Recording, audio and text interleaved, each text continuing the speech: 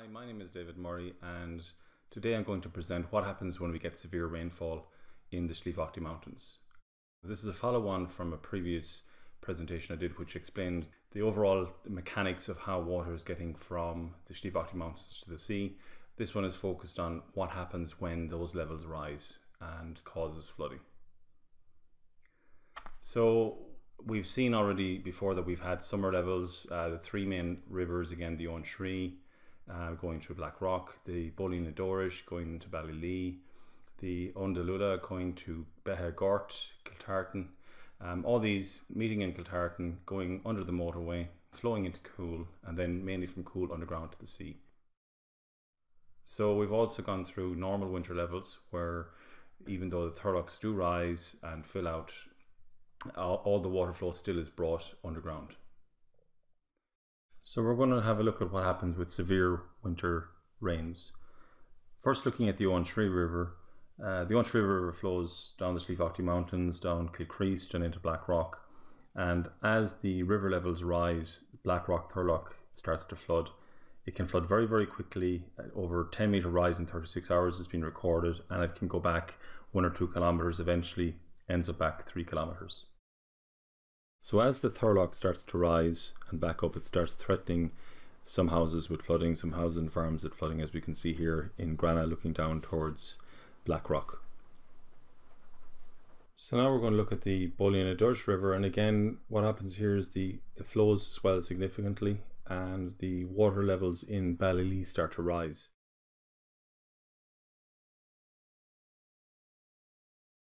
What happens is also that Blackrock puts pressure underground on the Ballylee River, and actually over here at the top of the Ballylee River the water starts to, rather than flow underground, starts to reverse direction and come overground. So now this has increased the flow into the Ballylee area.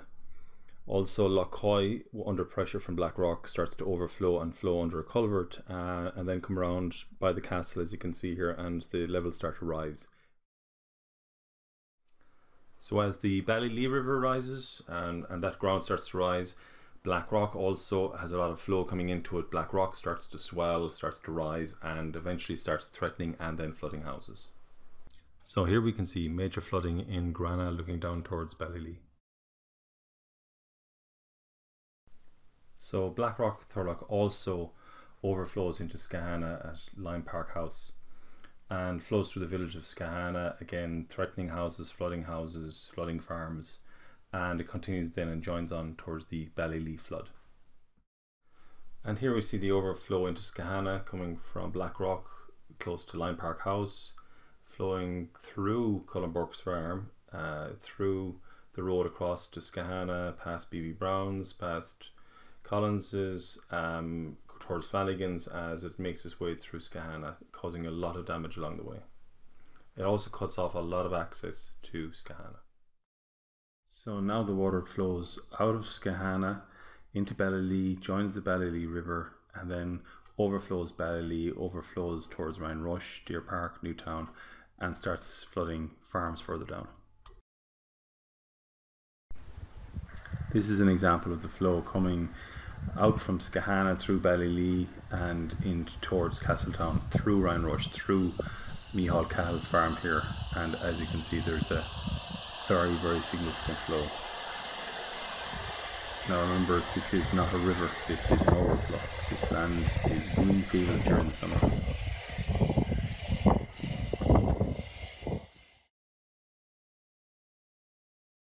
So again, this is rushing through Deer Park, Ryan Rush, and into Castletown. It's going to be meeting the Gort River soon, and levels will continue to rise and start to flood even more this area. So while that's happening in Blackrock and in Ballylee, there's also significant flows going through the Gort River as well. Again, starting in the Untitled River, heading towards Lough Cutra, Beha, then into Gort, and then out towards the Castletown River. So the flows here are significant. It's now beginning to compete with the flows coming from Blackrock and from Ballylee, and it's starting to build up in this area. So one of the interesting things here is there is a culvert beneath the Galway Road, and if levels build up in Castletown, they can flow through that culvert. meaning that the levels don't really back up as far into Gort as they used to, meaning Gort doesn't flood. However, there is a lot of pressure now being put into or pouring into the Kiltartan area, both underground and overground, and we'll have a zoom into this now. So we're now looking at the Kiltartan-Corker-Raheen area, or the pinch point of the Slieve Aughty drainage. The green road here is the Gort to Galway road as it goes past Kiltartan School here, and then down to the left is the Gregory Museum, Kiltartan Church, Raheen, etc. So the red line here is the motorway, which is currently under construction. So again, the main rivers flowing here are the Gort River and the Ballylee River. They flow underground, both of them into a single river, which is Kiltartan River. This flows on for half a mile and then flows underground under Coolridge into Cool River. Now, when there is significant rainfall in the wintertime, these areas can start to hold a bit of water. Generally, Cool Lake will start to fill up. If Kiltartan can't drain all the water away, then it starts to overflow. Across, I think, a natural overflow ridge, it overflows to Corker and then Corker to Raheen. So that's naturally what would happen if water started to build up. So there's also a culvert underneath that road to help with the overflow. It's been put in place for probably over 2 years now, and it does start to take water away when levels start to rise. In winter 2015, there was a big issue with the motorway construction. The motorway was not fully finished. It's an embankment of rock, but that rock stopped the flow going from Corker into Raheen. You can see here in the machine on the right hand side there's an embankment, and the machine is in flood waters at the moment. That's because a lot of the water was building up. It was backing up into Kiltartan, threatening that. So of course they had to cut channels through the motorway to let that water out. It's natural flow. It was blocking it temporarily because when they're finishing the road there will be culverts underneath the house. Fingers crossed that they're big enough, but hopefully we'll address that issue later on. So these channels that were cut across the motorway were trying to mimic the natural flow that happens in the area. Unfortunately, they had let the water build up a bit. It continued to flow like this as it would, and eventually it backed up into covering the whole motorway as well around this area.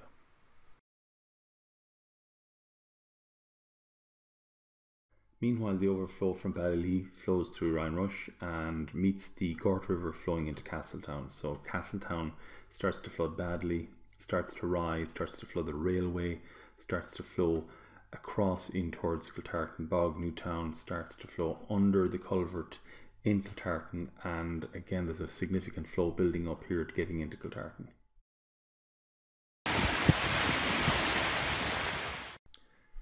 This flow through the culvert will increase the levels in Kiltartan dramatically, as well as the outpour towards the Corker-Raheen overflow. There's a very strong overflow over that small road. You can see also in the middle here the culvert. It's a 3-meter culvert, obviously not rightly sized for this flow. So this flow has a challenge to get through the motorway channels and then finally flow into Cool. Over the next week or two, the levels of Cool Lake start to rise and starts flooding many areas, many communities. We have Raheen start to flood. We have Glenbracken, Gort, we have all the way around Tierneven, Ballinasteg. Also we have areas like Thurman and the Thurlocks there start expanding and we're flooding on the Tubber Road.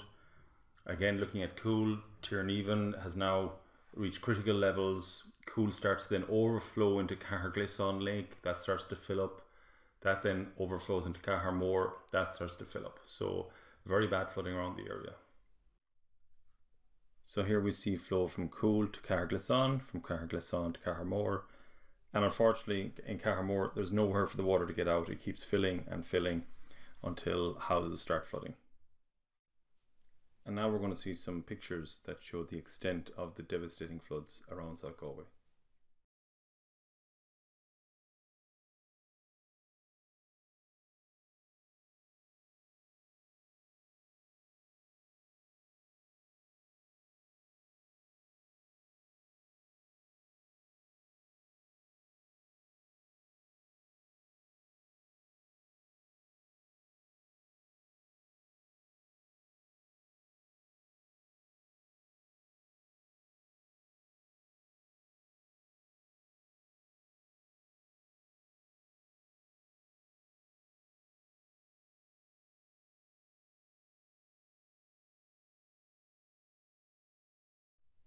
In summary, we can see that there are major flows going from the Slieve Aughty mountains out to the sea in Kinvara, and that this journey can take 3 to 4 weeks to go from the mountains to the sea.